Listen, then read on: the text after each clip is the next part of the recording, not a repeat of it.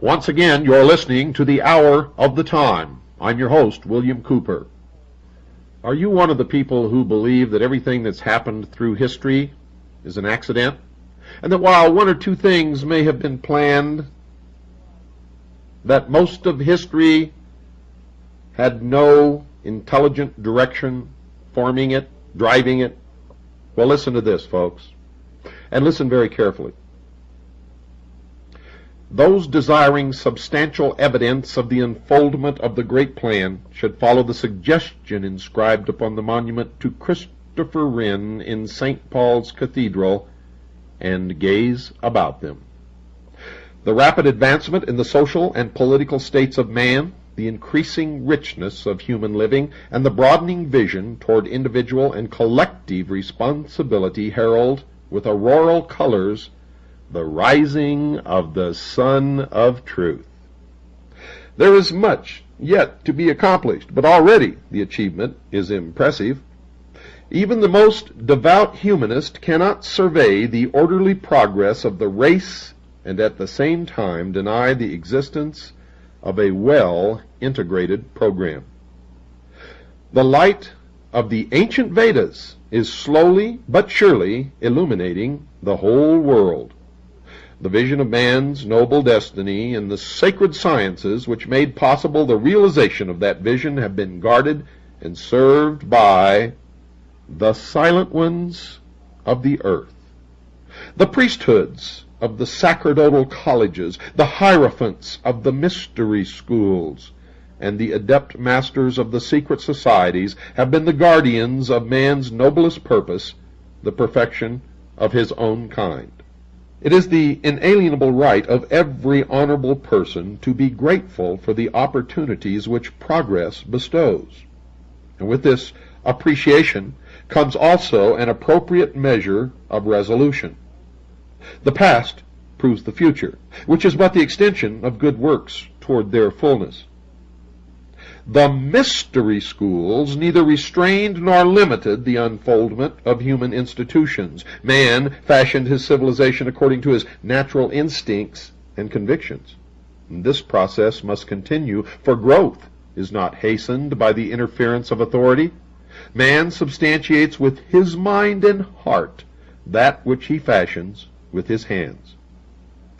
The esoteric tradition ensouls the ordinary works, revealing the larger purposes through the smaller ones. Not so long ago, 90% of the population of the earth was in physical slavery. Having liberated his body, the audacious creature must now free his heart and mind. Thus, pressed on by sovereign necessity, the world conqueror becomes the self-conqueror. Under a democratic concept of living, the responsibilities for progress pass to the keeping of the people. The powers vested in the governing body, functioning with the consent of the governed, include not only provisions for collective security, but also the advancement of such religions, philosophers, arts, and sciences as contribute to the essential growth of human character. An administrative system which ignores ethics, culture, and morality cannot survive as a dominant political organism. Democratic institutions must accept the task for which they were fashioned and become the conscious custodians of the democratic destiny.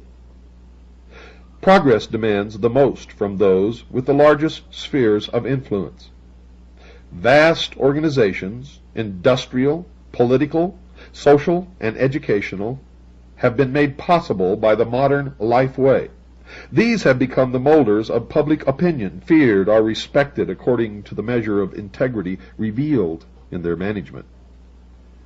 The future of human society is intimately associated with the destinies of these vast enterprises which have inherited, along with physical success, the duty, or more correctly, the privilege of world guardianship. Even the continuance of the economic theory now demands the strengthening of ethical convictions. Prominence of any kind, whether bestowed by wealth or authority, carries with it priestly obligations. The leader, whatever be his field, is looked upon for intelligent guidance. His convictions inspire his followers, his words influence their lives, and his policies dominate their activities. There is every indication that the esoteric tradition will next function through that complex of vast interrelated organisms of production and distribution which now dominates human imagination. While this structure may appear to the superficial-minded as heartless and soulless, it is also the largest and most powerful potential instrument for the advancement of mankind ever yet devised. Education, science, and economics are today indivisible. They have already formed a partnership for their mutual advancement. Equipped with knowledge, skill, and the necessary physical resources, this huge combine awaits the destiny for which it was intended. There is no virtue in burdening the future with the conclusions of today. To prophesy is to restrict not the will of heaven, but the mind of man. Old principles, as they reveal more of themselves, will be given new names, and progress is always an adjustment of concepts, each of which is in a constant state of change. Assuming, however, that the term democracy, with its numerous imponderable overtones, conveys a conviction of natural unfoldment, it is reasonable to infer that the democratic motion will continue until all of its potentials have become potencies. Progress is not bound inevitably to any nation or people. Social and political structures are instruments for the advancement of the great work only to the degree that they keep the faith. If ambition or selfishness breaks the bond, the privilege of guardianship is forfeited. And this does not mean that the project fails. Rather, that which fails the project loses the privilege of leadership. The plan, then, passes to the keeping of other groups and other ages. Man cannot destroy or pervert the works of destiny. He can only divide himself from those works, and by so doing cease to share in the essential vitality of progress. Thus it is that unreasonable doubts and fears concerning providence are philosophically unsound. Failure is always regrettable, but principles do not fail, and that which is foreordained perfects itself. Although empires may collapse, great teachers be martyred, schools and systems perish, and enlightened leaders remain unhonored, the substance of the great work remains unchanged and unchangeable. New vehicles appear even as the older ones are betrayed by human selfishness.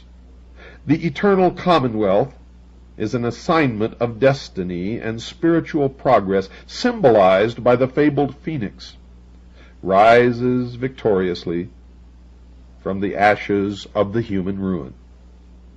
The adept tradition has always available social instruments waiting to be ensouled with the larger vision.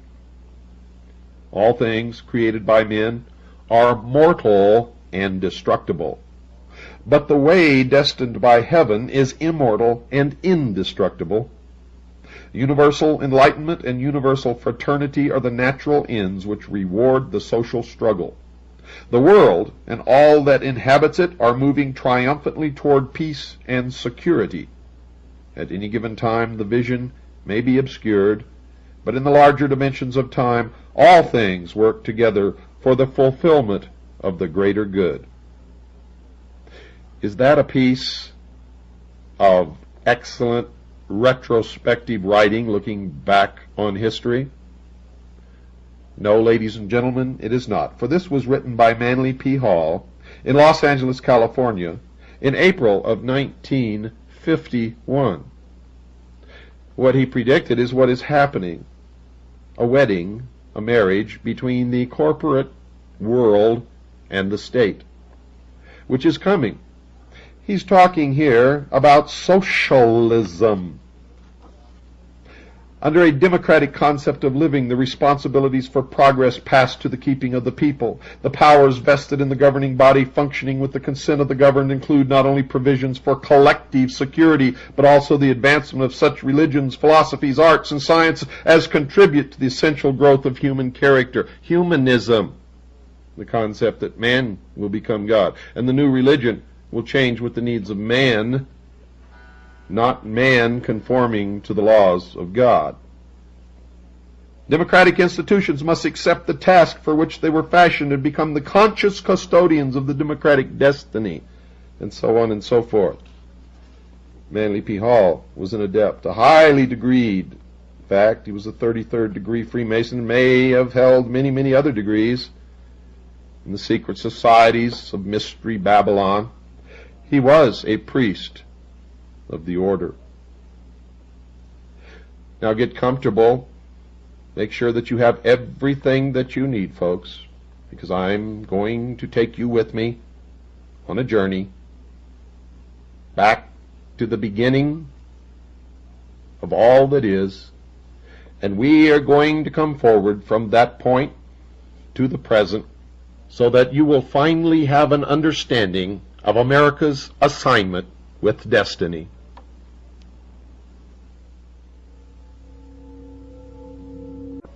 Three great cultural heroes were associated with the origin of Mayan civilization. Wotan, who founded the Votanic Empire, seated at Palenque; Itzamna, the Yucatecan hero; and Kukulkan, whose worship extended throughout the Central American area.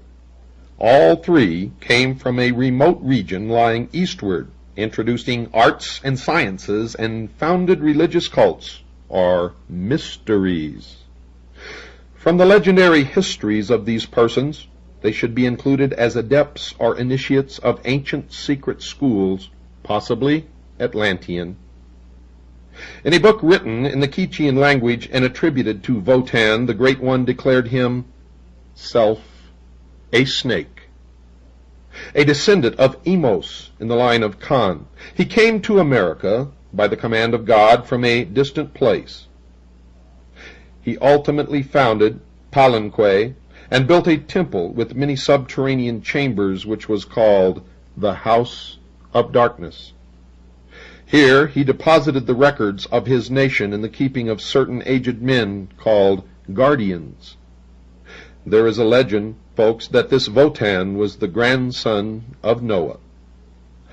The original book containing this report was in the possession of Nunex de la Vega, Bishop of Chiapas, but he destroyed it with the other native manuscripts which he was able to accumulate. Fortunately, however, it had been copied by Aguilar. Itzamna, according to Cagulodo, was a priest who came with the migrations from the east. He was the son of the supreme deity Hunabku, or the Holy One. Itzamna is pictured as an ancient man with a very prominent and strangely shaped nose, either toothless or with one crooked fang. Likenesses of him have been found indicating his birth from a plant growing from the earth. He is also shown rising from the mouth of a serpent or a turtle to symbolize that he came from the sea. He healed the sick and restored the dead to life. He lived, according to the records, to a great age and was said to have been buried at Izamal, where his tombs became places of pilgrimages. Itzamna was sometimes called the skillful hand, and after his death his body was divided. His skillful hand was placed in one temple, his heart in another, and the rest of his remains in a third. One of the best known of his emblems was a Tau, or T-cross. It is now generally admitted that the Quetzalcoatl of the Nahuatl people, the Gukumats of the Quiches, and the Kukulkan of the more southern Mayas were one person.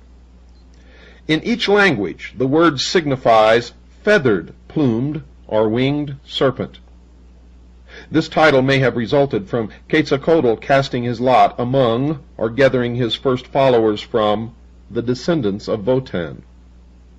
This tribal group had the serpent as its heraldic device. At a remote time, this semi-mystical, semi-divine priest initiate, Quetzalcoatl, came from the fabled land of the seven colors and established his right at Tula and Cholula. Quetzalcoatl was the initiate philosopher and teacher of the Nahuatl tribes of central Mexico. Among the appellations of this priest, prophet, king are, quote, he who was born of the Virgin, unquote, quote, Lord of the winds, unquote, and, quote, the divine incarnation, unquote. Quetzalcoatl was the son of the universal creator god and the Virgin Xochiquetzal, and his conception was made known by an ambassador from the god of the Milky Way. Torquemada, in his Indian Monarchies, described a band of people who came from the north, dressed in long black robes. Arriving at Tula, these strangers were well received, but finding the region already thickly populated, they continued to Cholula. These wanderers were great artists and skilled in working metals. Quetzalcoatl was their leader. Mendieta, in his Ecclesiastical History, described Quetzalcoatl as a white man with a strong formation of body, broad forehead, large eyes, and a flowing beard. He wore a mitre on his head, and was dressed in a long white robe reaching to his feet and covered with a design of red crosses. In his hand he held a sickle. His habits were ascetic. He never married, and was most chaste and pure in his life, and it is said to have endured penance in a neighboring mountain, not for its effect upon himself, mind you, but as an example to others. He condemned sacrifices except of fruit or flowers, and was known as the God of Peace, for when he addressed on the subject of war, he is reported to have stopped his ears with his fingers. Fray Bernardino de Sahagun described Quetzalcoatl as very homely, with a long head and a very long beard. There was a recumbent statue of him in the temple at Tula, which was always covered with blankets. His vassals, writes the good Fray, were all workmen in the mechanic arts and skillful in cutting the green stones called chalchivits, also in the art of smelting silver and making other objects. All these arts had their origin and commencement with Quetzalcoatl, who had houses made with these precious green stones called chalchivits, and others made of silver, still others made of red and white shells, others all made of boards, and again others of turquoises, and some all made of rich plumes. Quetzalcoatl also owned all the wealth of the world in gold, silver, and the green stones called chalchivits, and other precious things, and had a great abundance of cocoa trees of different colors, which are called Xochicacatlau. The said vassals of Quetzalcoatl were also very wealthy, and did not lack anything at all. They never suffered famine or lack of corn. In fact, they never ate even the small ears of corn, but rather heated their baths with them, using them instead of firewood. They also say that the said Quetzalcoatl did penance by pricking his limbs and drawing blood, with which he stained the maguey points, that he bathed at midnight in a spring called Zicapaya. The interpreter of the Codex Telleriano Remensis said that Quetzalcoatl was created by the breath of Tonacatecotli. Quetzalcoatl was born on the day of 7 Cains, and disappeared or died on the day of 1 Cain. He was identified with the planet Venus. The Codex Vaticanus A says that the hero founded 4 temples, the first for the princes, the second for the people, the third, the house of fear, or serpents, and the fourth, the temple of shame. The Codex Chimalpopoca says that Quetzalcoatl was born as a 9-year-old child. When he resolved to leave Mexico, he reached the seashore, and, removing his clothing and his snake mask of turquoise, destroyed himself by fire. His ashes changed into birds, and his heart became the morning star.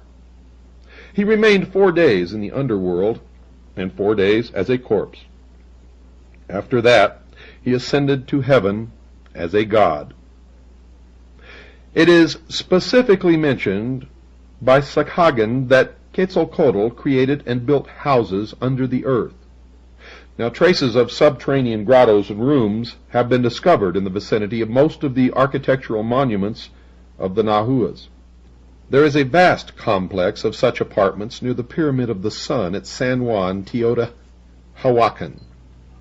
The Amerindians believed the serpent to be an earth dweller, and it is quite possible that the accounts implied these subterranean and secret places to be chambers of initiation into the mysteries of the cult.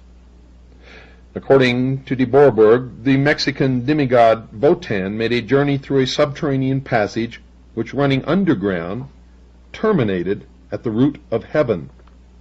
This passage was a snake hole, and Wotan was admitted because he was himself a son of the snake.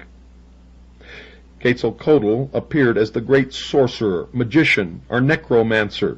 He performed miracles, and upon his departure his secrets were entrusted to an order of priests governed by a hierophant or master.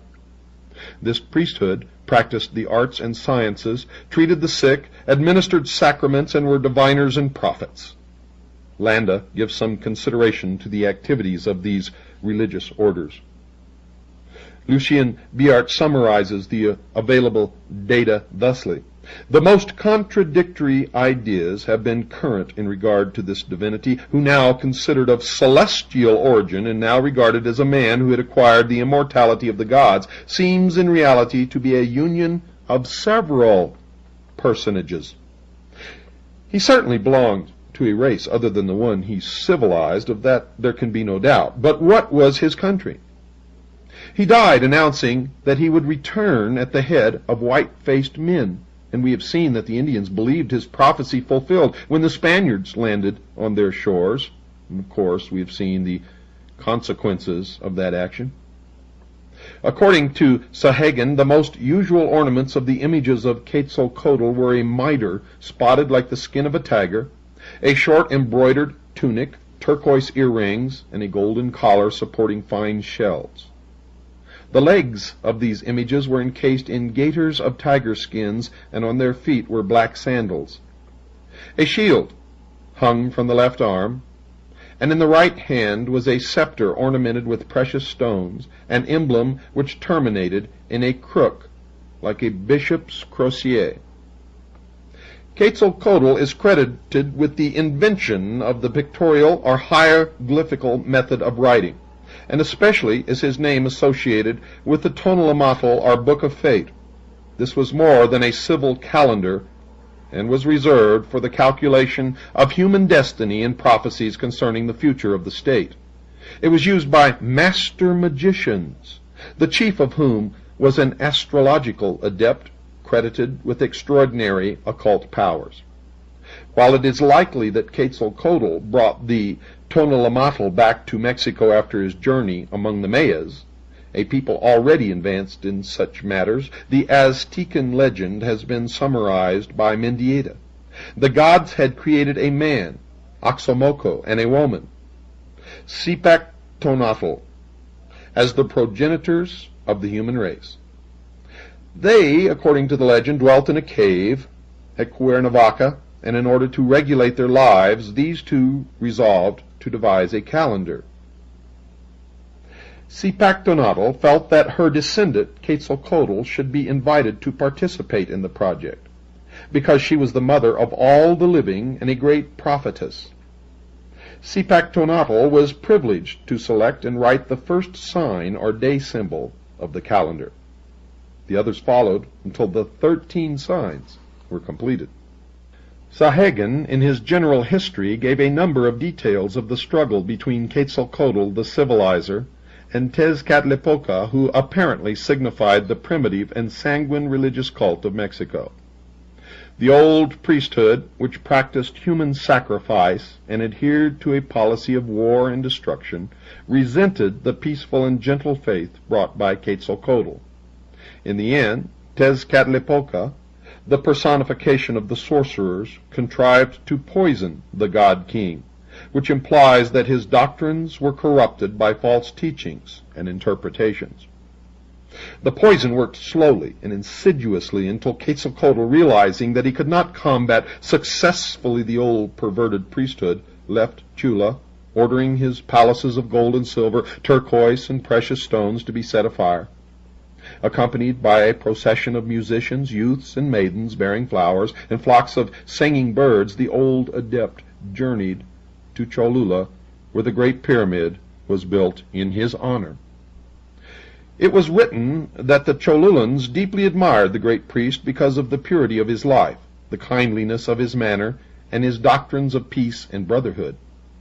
He remained with them for nearly 20 years, slowly sickening from the poison which was destroying his body. At last he realized that his ministry was coming to an end, so he continued his long journey toward the mysterious city of Tlapalan, from which he had come. He turned toward the east and proceeded to the sea, which he reached at a point a few miles south of Vera Cruz.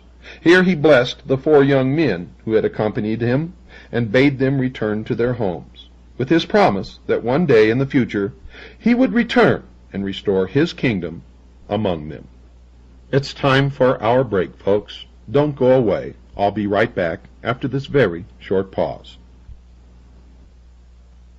Ladies and gentlemen, I would like to introduce to you a young man who has come to be my right hand, my assistant, who has come to learn as much as he can, and of course I am going to learn as much as I can from him. His official title around here is Research Assistant. Mr. Tom Swift will continue with the rest of tonight's program. Where we left off, Quetzalcoatl had just promised the 4 young men that one day in the future he would return and restore his kingdom among them. Then the old and weary man called to the sea, and out of the waters came a raft of serpents. He stepped upon this strange craft and was carried away into the land of the sun's beginning. He left behind him a priesthood that perpetuated with esoteric rites the mysteries of the feathered serpent. There is every indication that the cult of Quetzalcoatl was kept secret, a precaution necessary in the face of the opposition of the primitive indigenous sects. There are several accounts of the death or departure of Quetzalcoatl. The conflict is due in part to the legends being derived from different tribes, and in part to the Spanish methods of gathering the reports. These invaders took slight interest in the native traditions until they had destroyed most of the available sources of information. Later, even the converted Indians were uncertain of their tribal history. There is reason to believe, however, that some sacred records were intentionally suppressed and were never available to the missionaries. The people of Mexico claim to have sacred accounts of the mysteries of their religion and of the origin of their race. There is mention of the divine book written by Tezcucan, a wise man or wizard whose name means Lord of the Great Hand. This was supposed to contain the account of the migration of the Aztecs from Asia. Baron de Waldeck claimed that the book had once been in his possession. De Bourbourg thought that it was the Dresden Codex, and Bustamante wrote that native historians had a copy in their possession at the time of the fall of Mexico. There is good probability that manuscripts of great value survived the Spanish colonial period and are still available to certain qualified persons. Augustus Le Plongeon, known to the Yucatecans as Great Blackbeard, was one of the few Americanists to be accepted into the confidence of the ever-reticent Indians. They told him enough to convince a thoughtful man of the existence of the esoteric schools in the Mayan area. That sacred mysteries, writes Le Plongeon, have existed in America from times immemorial, there can be no doubt. Even setting aside the proofs of their existence that we gather from the monuments of Uxmal and the descriptions of the trials of initiations related in the sacred book of Quiches, we find vestiges of them in various other countries of the western continent.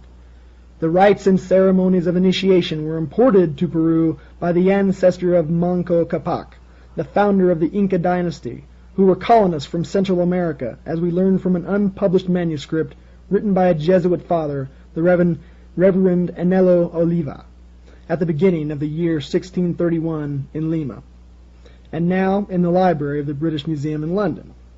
A number of authors who have tried to prove that Quetzalcoatl was a foreigner who, reaching the shores of the New World at an early time, attempted the civilization of the aboriginal tribes. Lord Kingsborough favored the possibility that this wanderer was the Apostle Thomas, and that the ancient Central American Indians came under Christian or Jewish influence.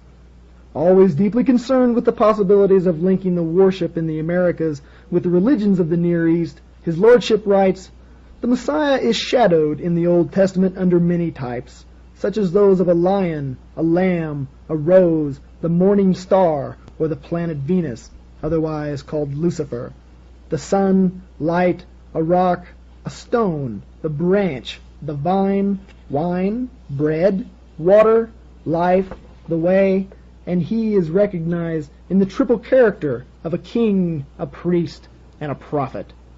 It is very extraordinary that Quetzalcoatl, whom the Mexicans believe to equally to have been a king, a prophet, and a pontiff, should also have been named by them Sayacatl, or the morning star, Tevazcalpantecutli, or light, Mexitli, or the vine, for Torquemada said that the core of the aloe from which the Mexicans obtained wine was so called, Votan, or the heart, metaphorically signifying life, and Toyalaquatl, manjar de nuestra vida, bread, for his body made of dough was eaten by the Mexicans.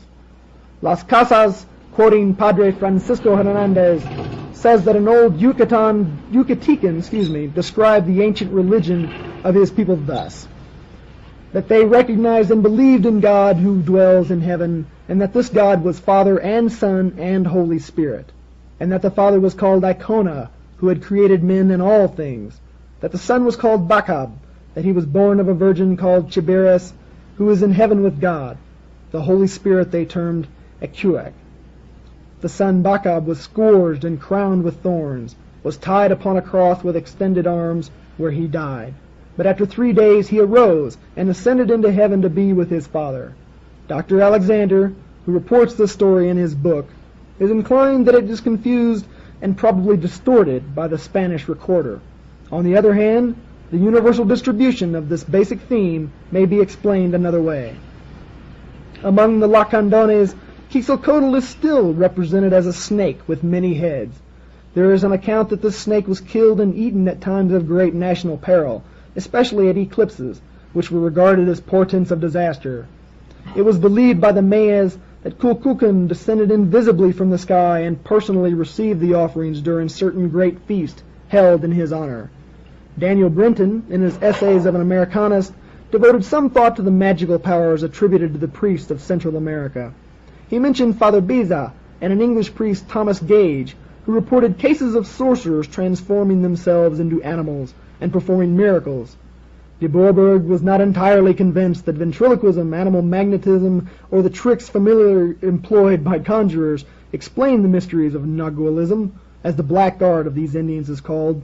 Brenton quotes from the Popol Vuh, "Truly, this Gumkumaz Quetzalcoatl became a wonderful king. Every 7 days he ascended to the sky, and every 7 days he followed the path to the abode of the dead. Every 7 days he put on the nature of a serpent, and he became truly a serpent. Every 7 days he put on the nature of an eagle, and again of a tiger, and he became truly an eagle and a tiger." It is evident from available authorities that the Mayas and Aztecs had an extensive body of legendary and lore, which originated in the mysteries of their religion, and proves the existence of an elaborate system of secret rites and ceremonies. In the form of a feathered snake, Quetzalcoatl overshadowed a dynasty of rulers and priests, some of whom later assumed his name and even his masked symbol. These later Quetzalcoatls have been confused, like the Zoroasters of Persia, into one person, with the resulting conflict in dates. Recent excavations would indicate that the cult of the feathered serpent was established before the beginning of the Christian era, and did not arise in the 10th or 11th century A.D., as held by some modern archaeologists. It is more likely that the ancient hero was said to have been reborn, or to have overshadowed a later leader of the nation. All of the accounts imply that the religious order which served the mysteries of Quetzalcoatl was long established. Those who followed in the way which he had prescribed lived most severe lives. Children were consecrated to his temples from their birth, and were marked by a special collar. At the end of the second year the child was scarified in the breast. When it was 7 years old it entered a seminary where it took vows covering personal conduct and public duties, including prayers for the preservation of its family and its nation.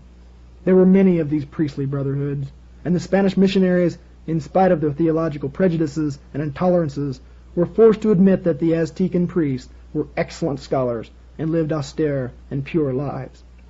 It is said of these missionaries that in Quetzalcoatl, who taught charity, gentleness, and peace, they thought they saw a disciple of Jesus Christ. The kings of the Mexican nations, like those of ancient Egypt, were also initiates of the state mysteries. Torquemada described the attainments of Naza-Hualapili, the king of Texuco. This learned man gathered about him masters of the sciences and arts, and gained a wide reputation as an astrologer and seer. When Montezuma was elected to rule over the complex of Nahuatl nations, King Naza-Hualapili stood before the young man and congratulated the entire nation for having selected such a ruler, whose deep knowledge of heavenly things ensured to his subjects his comprehension of those of an earthly nature. The interpreter of the collection of Mendoza described Montezuma as, by nature, wise, an astrologer and a philosopher, and skilled and generally versed in all of the arts, both in those of the military as well as those of a civil nature, and from his extreme gravity and state, the monarchy under his sway began to verge towards empire. The great serpent, clothed in Quetzal plumes, certainly belonged to another race and came from an unknown country. Lucien Biot says, "It is an incontestable fact that Quetzalcoatl created a new religion based upon fasting, penitence, and virtue. In skillful trades and in metalworking, this Amerindian savior reminds one of the craftsmen of Tyre who cast the ornaments for Solomon's temple. As a benefactor of his people, as a liberator of men's minds and hearts, this Nahuatl demigod certainly revealed the attributes of the master builder." Scattered through the jungles of Yucatan and extending northward into Chiapas and southward into Honduras and Guatemala are the remains of ancient cities and the ruins of old cultural centers, religious or educational, dedicated to scientific research and the investigation of the spiritual mysteries of human life. These shrines and temples are adorned with numerous religious emblems and figures, and closely resemble the temples and schools of the esoteric tradition, which were scattered through the Mediterranean countries, North Africa, and the Near East. The Aztecs inhabiting the Valley of Mexico certainly derived much of their cultural impetus from the more highly civilized Mayas. These Nahuas practiced elaborate rites and ceremonies, and recognized a large pantheon of divinities. It seems unlikely that the Aztecs patterned their religious concepts from some inferior cultural tradition.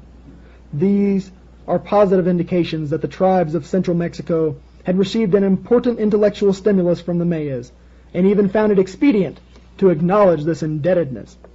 The physical remains of the Mayan civilization are sufficiently impressive to indicate a highly advanced people, whose religious institutions and rites had reached a considerable degree of refinement. Most early writers, in an attempt to estimate the cultural attainments of these nations, have been over-influenced by the early theologians and scientific enthusiasts who invaded the field with a variety of concept and preconceptions. The empires of the Mayas and Aztecs were resplendent with edifices dedicated to their faith. They were magnificent shrines, temples, altars, some to sanguinary deities and others to benign and kindly gods. The state mysteries, however, were seldom performed in the sanctuaries of popular worship. Neophytes traveled to remote places, and if they went uninvited, seldom returned.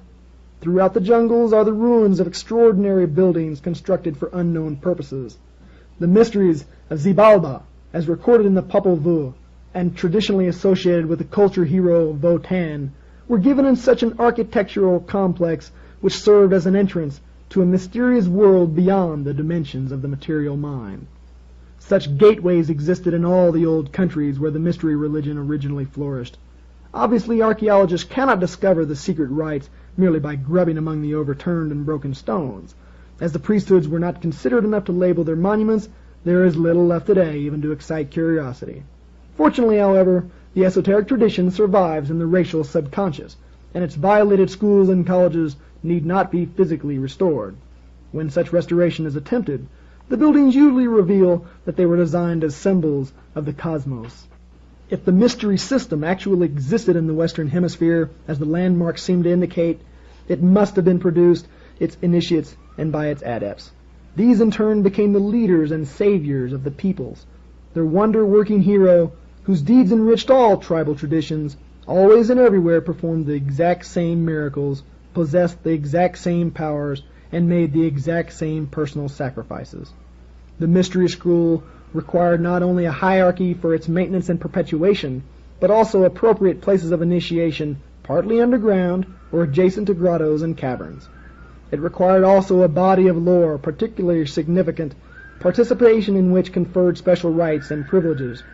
A people which had reached this mental platform of the Mayas would not have accepted a philosophy of life that was without profound and significant values. Pagan priesthood did not initiate those of feeble mind, but selected for spiritual advancement persons of high attainment and mature judgment.